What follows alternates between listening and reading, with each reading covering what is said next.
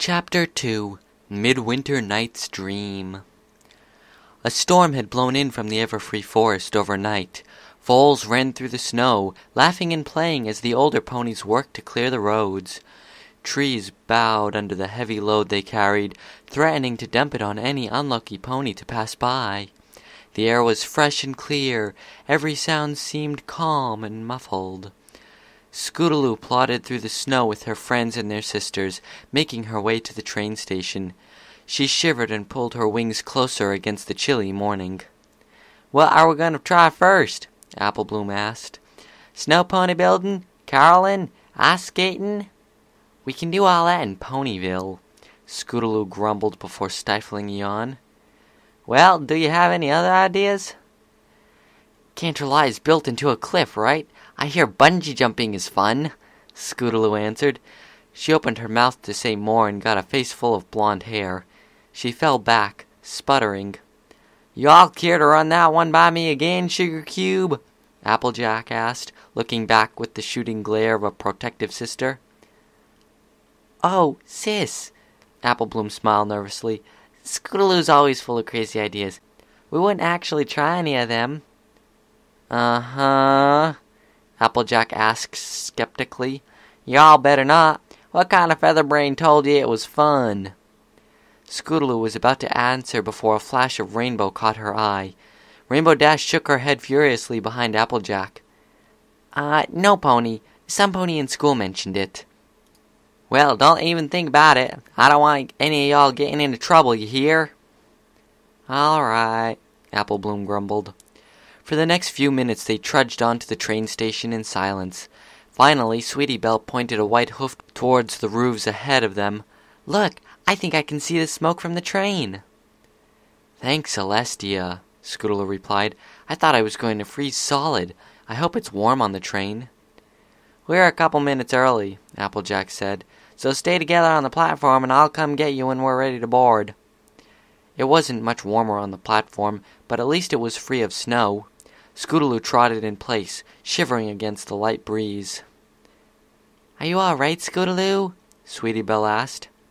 "Just cold. I wish the train would board already." "I saw some pony selling hot cocoa from the front of the station," Apple Bloom said. "Let's go get some." "Okay."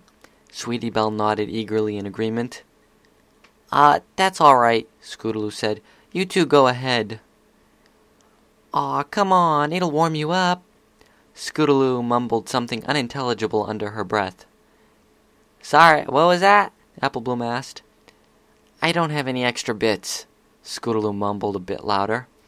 The smile fell from Apple Bloom's face. "Oh, right, sorry." Scootaloo shrugged, eliciting a groan from her friends. They couldn't help but feel guilty that their Pegasus compatriot never seemed to have money. The fact that she didn't seem to care just made it worse. "You girls ready?" Applejack asked, trotting over to them. "Have everything you need?" Apple Bloom glanced towards the front of the station, then at Scootaloo. "Yep." Scootaloo smiled at her friends. "Don't worry about me. Go get some cocoa." "We're not really that cold," Sweetie Belle replied. Applejack looked between them. She'd had 1 or 2 hard years on the farm, back before she and Big Macintosh could help with the harvest, and had worn that embarrassed smile plenty of times herself. "How about y'all 3 go get some? My treat." "Yay!"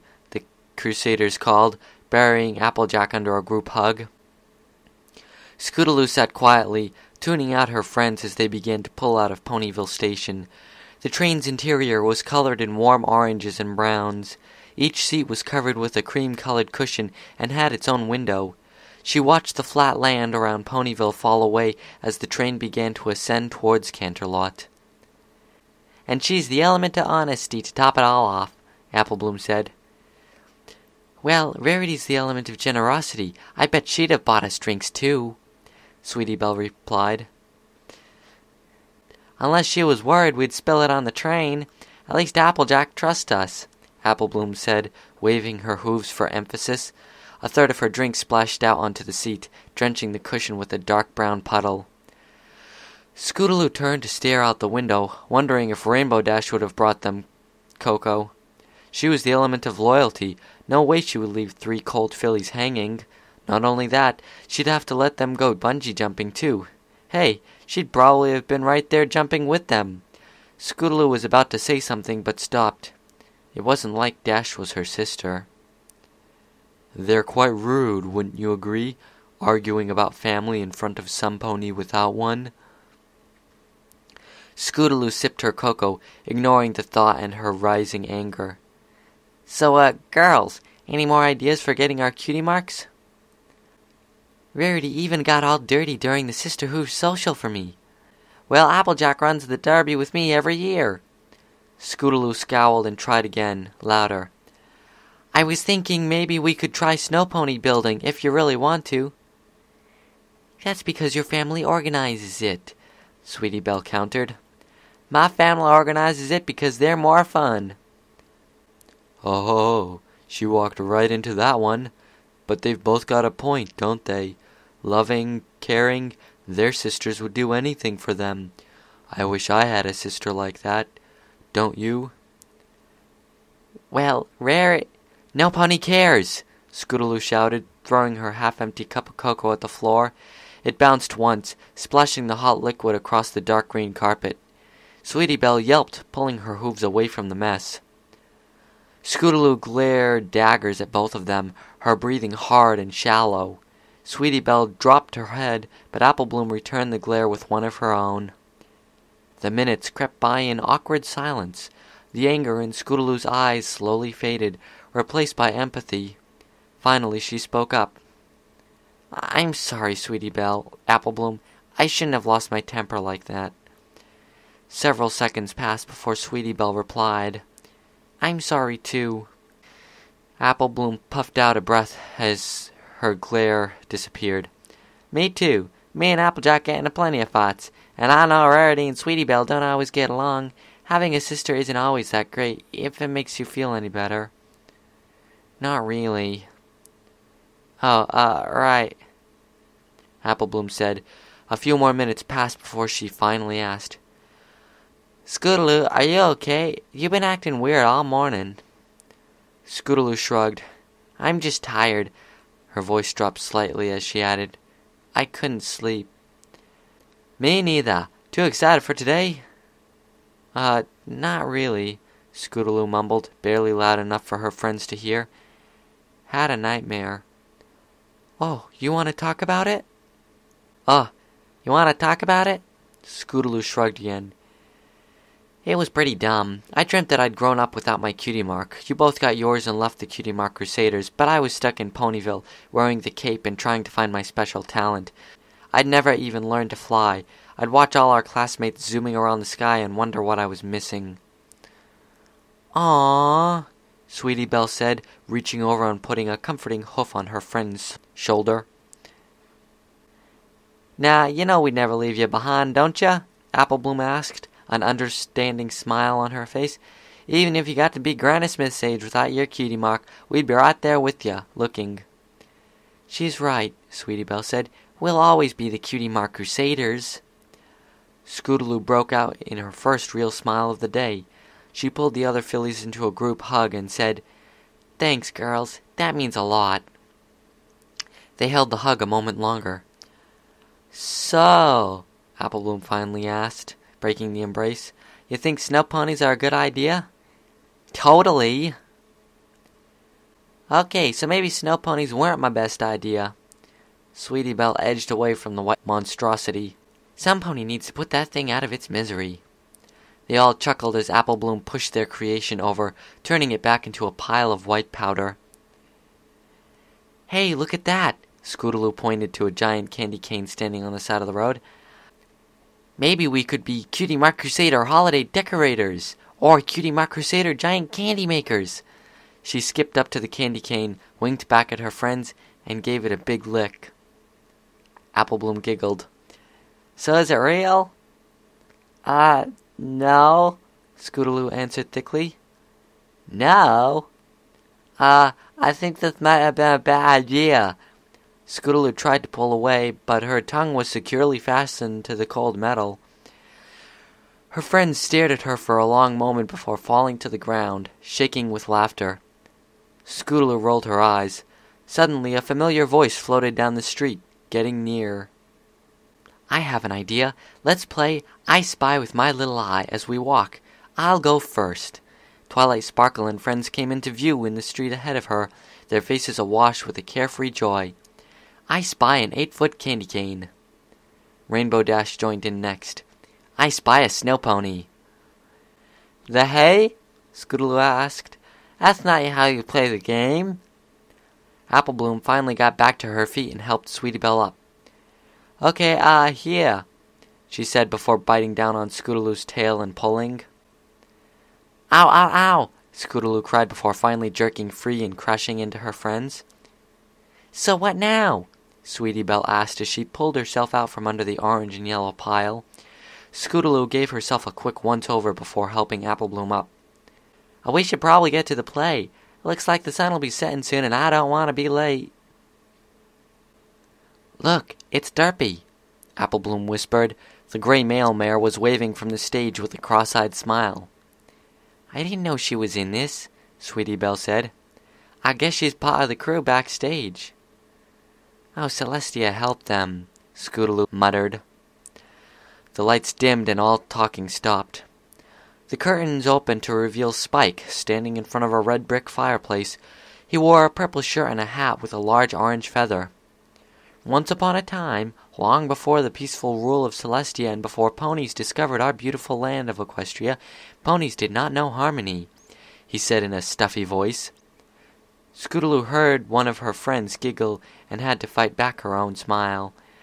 It was a strange and dark time, a time when ponies were torn apart by hatred. Scootaloo gasped with the rest of the crowd. Ah, those were wonderful times. Scootaloo glanced over her shoulder. Shh! Spike continued his tale of pony shellfishness. His words began to run together as Scootaloo blinked sleepily. She'd been fine outside, running and laughing with the girls, but now, in the dark and quiet, she felt herself drifting off. The ponies gathered around her, pushing towards the ugly stone building in which the grand summit would be held. Once inside, the 3 tribes stood on raised balconies around a wooden table. Scootaloo realized all the Pegasi around her wore fancy clothes or armor, and she suddenly felt exposed and vulnerable. She ducked her head, hoping no one would notice her. Horns blared below, announcing the arrival of the leaders. Rainbow Dash entered, head held high. She wore black armor rather than a dress like the rest of the Pegasi woman. She stepped up to the table with the other leaders. Who'd ever make Pinky a ruler? Scootaloo asked herself. The 3 rulers began shouting at each other at once. After a moment of confusion, Rainbow Dash made herself heard. All I want to know is why the earth ponies are hogging all the food, she said, slamming her hoof on the table. Scootaloo's stomach rumbled. It was a good question. Why were they hogging it? She was hungry. She couldn't remember ever being this hungry. It's only because you mean old Pegasuses are making it snow like crazy, Pinky shouted back. Were they making it snow? Scootaloo realized how cold she was then, an aching chill that cut down to the bone. She pulled her wings closer, almost crying out in surprise. It must be the unicorns. They're doing it with their freaky magic. Scootaloo didn't care who was responsible. She just wanted it to stop. She looked up at the white flakes falling from the chamber's ceiling. It was the Pegasi who controlled the weather. Why couldn't they stop it? Oh, it's not fair, is it? A voice behind her said. She jumped, turning to see a gray and brown Pegasus behind her. No food, no shelter against the cold. Could you imagine living like that? The Pegasus smiled at her, showing off a single fang and a mismatched eye. He had 2 horns, also mismatched. She glanced at his flank to see a pair of dice as his cutie mark. Yeah, I guess I can. It's always the leader's fault, isn't it? The gray Pegasus asked, looking down at Dash. What do you mean? Oh, just look at them down there, so sure of their self-righteousness. Their stubborn pride brings the Wendigos. He turned to look at Scootaloo, a glint in his eyes. "Do you hate unicorns or earth ponies?" "Of course not. My best friends are a unicorn and an earth pony." "Then why do they get to decide that we are enemies?" He pointed down to the center of the room. "Well, it isn't just them. Oh, Scootaloo, just imagine how much better things could be. Celestia's ancient, set in her ways. Why does winter come each year? Why does it snow? Because our ruler, the one who controls the sun itself, believe it must." "Well, yeah. What, you want to just get rid of winter?" "Why not?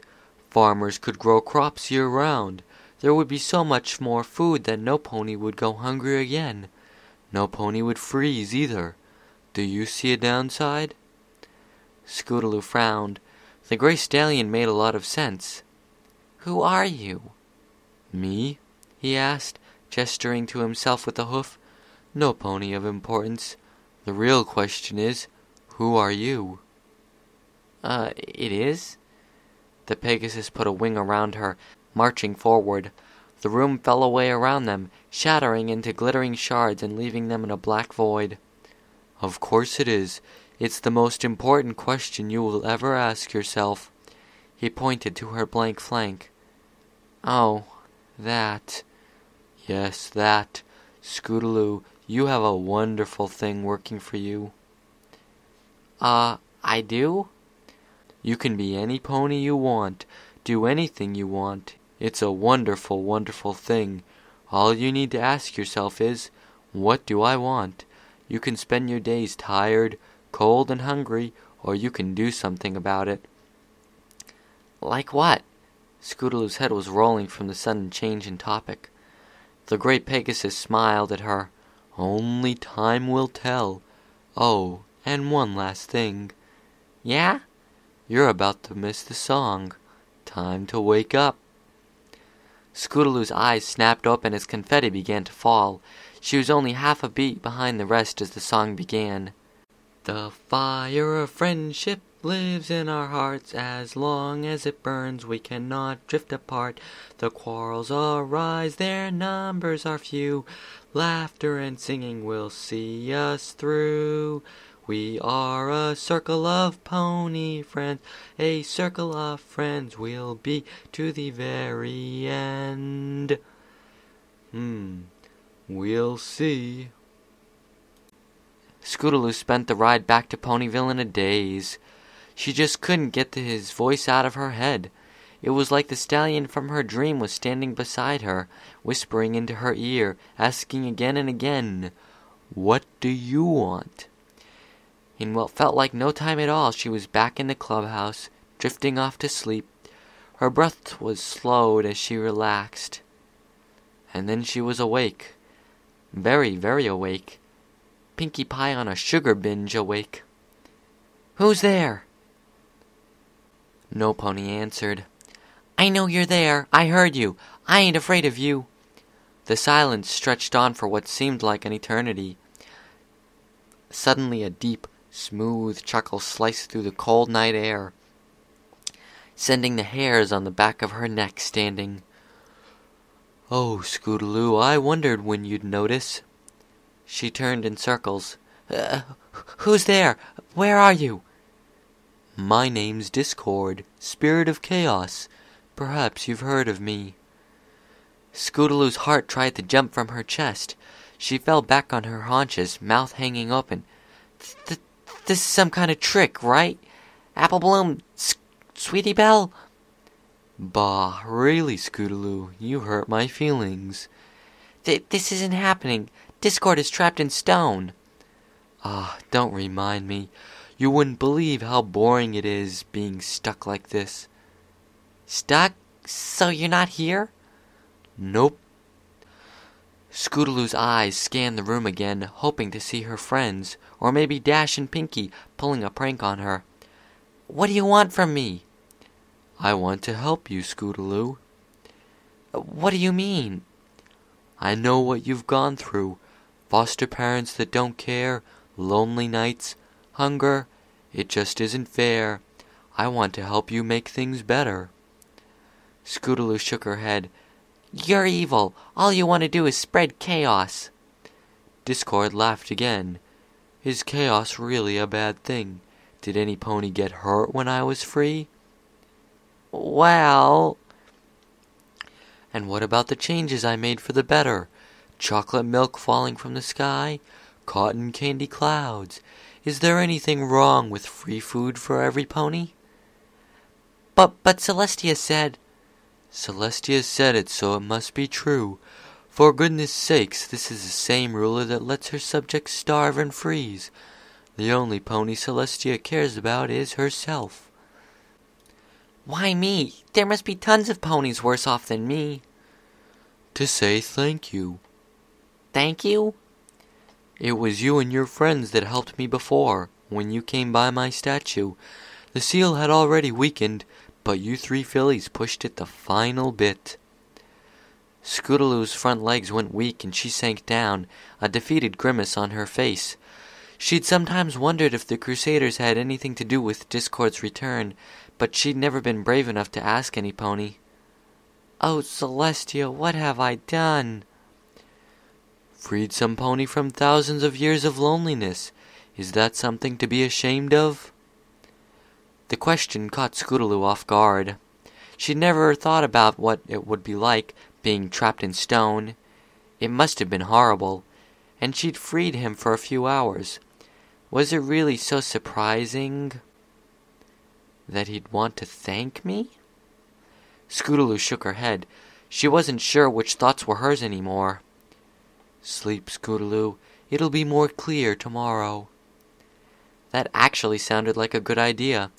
She crawled over to her blanket and covered up, letting out a content sigh as the soft warmth of her blanket enveloped her. They say every pony has a special magical connection with their friends, even before they've met. Why, I think it's fate that we should meet like this. Twilight had said something about that, Scootaloo remembered. Dash believed it. She'd been responsible for all of her friends' cutie marks. Maybe Discord was right. Sleep found her moments later. The night dragged on silently, but for a single moment a light breeze circled, tugging at the filly's mane, and then fading as quickly as it came. Sitting on the table was a collection of plates and bowls, hot soup, fresh salads and sandwiches, and a card. Happy hearth-warming day. D. Chapter end.